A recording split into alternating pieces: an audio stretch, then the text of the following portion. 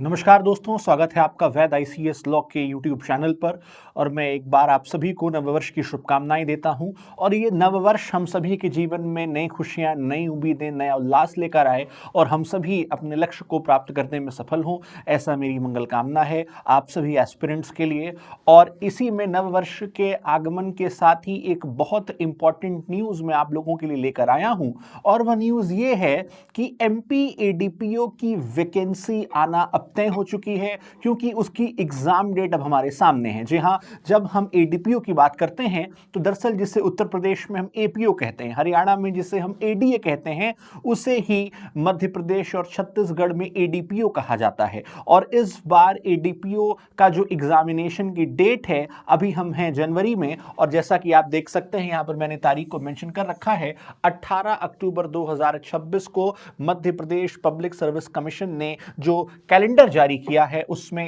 इस दिन 18 अक्टूबर को एडीपीओ का जो एग्जामिनेशन होगा वो कंडक्ट करवाया जाएगा। यानी कि एक बहुत बड़ी अपॉर्चुनिटी है उन तमाम एस्पिरेंट्स के लिए जिनका लॉ इस साल कंप्लीट होने वाला है। क्योंकि इसलिए भी है क्योंकि अभी तक इसका कोई नोटिफिकेशन नहीं आया। ध्यान रखिएगा, एग्जाम डेट आई है, पर इस एग्जाम का नया सिलेबस कैसा होगा, इस एग्जाम में टोटल कितनी वैकेंसीज रहेंगी, पुराने लॉज आएंगे या केवल नए लॉज आएंगे, ये तमाम चीजें विस्तार से हम तब देख पाएंगे जब हमें यहां पर पता चलेगा कि टोटल कितनी वैकेंसीज आ रही हैं और एग्जैक्टली नया सिलेबस क्या है। अभी तक आपने जितने भी मल्टीपल प्लेटफॉर्म्स पर मध्य प्रदेश के एडीपीओ से संबंधित खबरों को सुना होगा, देखा होगा, जाना होगा, ये मान के चलिएगा कि ये सब एंटिसिपेशंस हैं कि कोई कह रहा होगा 500 पद आएंगे, कोई कह रहा होगा 200 पद आएंगे। ये फिलहाल चूंकि 2021 के बाद से कोई वैकेंसी नहीं आई है, तो इस बात की उम्मीद है कि नहीं,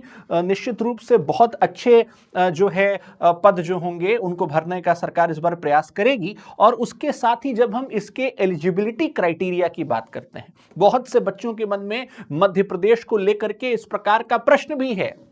कि क्या अगर हम मध्य प्रदेश के नहीं हैं तो क्या हम एमपी में एग्जाम ही नहीं दे सकते, क्या हमें मध्य प्रदेश में हाई स्कूल करना जरूरी है, या हमारे पास मध्य प्रदेश का कोई एड्रेस होना चाहिए जहां पर हम निवास कर रहे हो। तो ध्यान रखिएगा, ऐसा कतई नहीं है। आज इस वीडियो में मैं आपको आपके इन्हीं तमाम जितने भी कंफ्यूजन से इनको दूर करूंगा, और जितने भी जो भ्रम अगर किसी भी चैनल से या टेलीग्राम ग्रुप से आपको मिला है तो उसे भी दूर करने का प्रयास करूंगा। तो ध्यान रखिएगा कि एडीपीओ की एग्जाम डेट आई है, जो कि एडीपीओ एमपी एडीपीओ का एग्जाम कब होगा, 18 अक्टूबर 2026 को। मेरे पीछे जो आप देख रहे होंगे ये दरअसल 2021 का नोटिफिकेशन है, और इसलिए मैंने इस डेट को यहां पर बकायदा मेंशन कर दिया है कि आपको किसी भी प्रकार का कोई कंफ्यूजन, कोई दिक्कत ना हो। 18 अक्टूबर को एमपी एडीपीओ का एग्जामिनेशन संपन्न कराया जाएगा। उसके साथ ही जब सबसे पहले हम इसके एलिजिबिलिटी क्राइटेरिया की बात करते हैं तो ध्यान रखिएगा कि मिनिमम एज जो होनी चाहिए वो 21 वर्ष होनी चाहिए, और जो सर्वाधिक आयु होनी चाहिए वो 40 होनी चाहिए। या वो तमाम लोग जो 21 वर्ष की आयु पूर्ण कर चुके हैं या 40 वर्ष तक में हैं, उन तमाम सभी लोगों को एलिजिबिलिटी क्राइटेरिया में वो फिट हो रहे हैं, और उन सभी लोगों को एडीपीओ एग्जामिनेशन में बैठने का अवसर दिया जाएगा। ऐसे में उन तमाम बच्चों के मन में, उन तमाम एस्पिरेंट्स के मन में भी ये सवाल आ सकता है कि इन 4 वर्षों में तो एडीपीओ की वैकेंसी आई नहीं, ऐसे में अगर हम ओवर एज हो गए तो क्या उन बच्चों को भी रिलैक्सेशन दिया जाएगा। तो इस बात का ध्यान रखिएगा, ऐसा अक्सर होता है कि अगर जब भी वैकेंसी में किसी भी प्रकार का कोई भी डिले होता है या वैकेंसी बाद में आती है, तो जब उत्तर प्रदेश में भी सिविल जज की वैकेंसी आई थी, या जो भी एस्पिरेंट्स उस वक्त जो है ओवर एज हो गए थे, उन्हें भी 2 साल या 3 साल का जो रिलैक्सेशन है वो दिया गया था, और साथ ही एग्जामिनेशन में बैठने का मौका उन सभी बच्चों को भी दिया जाएगा। तो ध्यान रखिएगा कि इसके लिए आप निश्चिंत रहें कि अगर आपकी एज 40 प्लस भी हो चुकी है तो आप एलिजिबल होंगे या नहीं, क्योंकि इधर कोई वैकेंसी आई नहीं तो उसमें आपका कोई दोष नहीं है। निश्चित रूप से पब्लिक सर्विस कमीशन अपने डिटेल नोटिफिकेशन में इस बात का जिक्र करेगा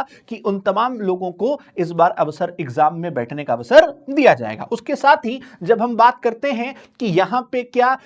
हमें प्रैक्टिस मैंडेटरी होती है एमपी एडीपीओ में, तो ध्यान रखिएगा यह भी गलत है। यहां पर प्रैक्टिस भी मैंडेटरी नहीं है। हालांकि यह कहा गया है कि वो तमाम लोग जो बार में प्रैक्टिस करते हैं उन्हें प्रेफरेंस दी जाएगी, क्योंकि जैसे ही हम 2021 के नोटिफिकेशन के बारे में बात करते हैं, सबसे पहले यहां पर शैक्षिक अर्हता का जिक्र हमें देखने को मिलता है, जो कि है मिनिमम एलिजिबिलिटी क्राइटेरिया। और ऐसे में वो तमाम लोग जिन्होंने 3 साल या 5 साल का लॉ कंप्लीट कर लिया है, वो सभी लोग आप देख सकते होंगे स्पष्ट रूप से लिखा है किसी भी मान्यता प्राप्त विश्वविद्यालय से विधि में उपाधि या स्नातक हो या उसके समकक्ष हो, उसके साथ ही रोजगार पंजीयन। अब ध्यान रखिएगा कि यह जो प्रश्न है कि अगर आप एमपी के बाहर हैं तो आप बैठ ही नहीं सकते, यह बिल्कुल गलत है। आप मध्य प्रदेश रोजगार कार्यालय की वेबसाइट पर जाएं, वहां पर अपनी समग्र आईडी बनाएं। आप देखेंगे तो वहां पर बकायदा आपको आएगा कि एग्जिस्टिंग यूजर या न्यू यूजर। तो जैसे ही आप समग्र पोर्टल पर वहां पर जाएंगे मध्य प्रदेश के, आप वहां पर एलिजिबल आप सारी डिटेल्स फिल करेंगे और यहां पर स्पष्ट रूप से लिखा है कि अभ्यर्थियों का मध्य प्रदेश राज्य के रोजगार कार्यालय में जीवित पंजीयन होना अनिवार्य है। तो आप उसको ऑनलाइन के माध्यम से क्या कर सकते हैं, वहां पर फिल कर सकते हैं। उसके अलावा जब हम बात करते हैं तो यहां पे आगे लिखा हुआ है अधिमान्यता के बारे में। इसका मतलब देखिए, अधिमान्यता का मतलब यहां पर प्रेफरेंस से है, और जैसा कि हमें यहां पर स्पष्ट रूप से देखने को मिल रहा है कि यह जो है प्रथम श्रेणी वाले या वो तमाम लोग जिनका अपने लॉ में फर्स्ट डिवीजन रहा है, या जो बार में विधि व्यवसाय में 2 वर्ष पूर्ण कर चुके हैं, उनको अधिमान्यता दी जाएगी, उन्हें प्रेफरेंस दिया जाएगा। तो ध्यान रखिएगा, ये मैंडेटरी नहीं है, ये प्रेफरेंस है। तो अगर आप सभी लोग प्रैक्टिस कर रहे हैं या आपको आपके एलएलबी में फर्स्ट डिवीजन आप पास आउट हैं, तो आपको नो डाउट यहां पर निश्चित रूप से जो है कुछ लाभ इस बात का प्राप्त होने वाला है। और यहां पर अधिमान्यता के संदर्भ में देखिए स्पष्टीकरण भी किया गया है कि अंतिम चयन के स्तर पर अगर समान अंकों की स्थिति होती है, अगर मान लीजिए कोई ऐसा कैंडिडेट है यानी कि इंटरव्यू के स्टेज में कि वहां पे भी उसके सामने एक ऐसा कैंडिडेट है जिसके पास प्रैक्टिस नहीं है, उसे भी सेम नंबर मिल रहे हैं, और एक ऐसा कैंडिडेट है जिसके पास प्रैक्टिस है, तो यहां पर पब्लिक सर्विस कमीशन ने इस बात को स्पष्ट किया हुआ है कि वो भी क्या कर सकता है, उस माध्यम से तो जो वरीयता दी जाएगी वो उस कैंडिडेट को दी जाएगी जिसने प्रैक्टिस कर रखी है। उसके साथ ही ध्यान रखिएगा कि यहां पर मध्य प्रदेश में एक सबसे खास बात यह है कि बाकी जहां हम स्टेजेस देखते हैं एपीओ के, चाहे वो उत्तर प्रदेश हो, उत्तराखंड हो, वहां सब जगहों पर या बिहार हो, हमें 3 स्टेजेस का एग्जामिनेशन देखने को मिलता है, जबकि एमपी एडीपीओ एक ऐसी परीक्षा है जहां पर केवल 2 चरणों में परीक्षा कराई जाती है। यानी आपका सिर्फ प्रीलिम्स का एग्जामिनेशन होगा और प्रारंभिक परीक्षा के बाद आपका इंटरव्यू कराया जाएगा। यानी कि जो यहां पर जब हम प्रीलिम्स एग्जामिनेशन की बात करते हैं तो केवल 2 स्टेजेस हमें यहां पर देखने को मिलते हैं, प्रीलिम्स और इंटरव्यू। एमपी एडीपीओ में जो है मेंस की परीक्षा नहीं होती है। और जब हम टोटल एग्जाम की बात करते हैं तो टोटल ये 500 अंकों की परीक्षा है, जिसमें 450 अंकों की यानी टोटल 450 मार्क्स का 450 अंकों की आपकी प्रारंभिक परीक्षा होती है और 50 अंकों का आपका साक्षात्कार कराया जाता है। यानी कि जो कुल परीक्षा है वो 500 अंकों की परीक्षा हमारी एमपी एडीपीओ की रहने वाली है, और इसमें सिर्फ प्रीलिम्स और इंटरव्यू होता है।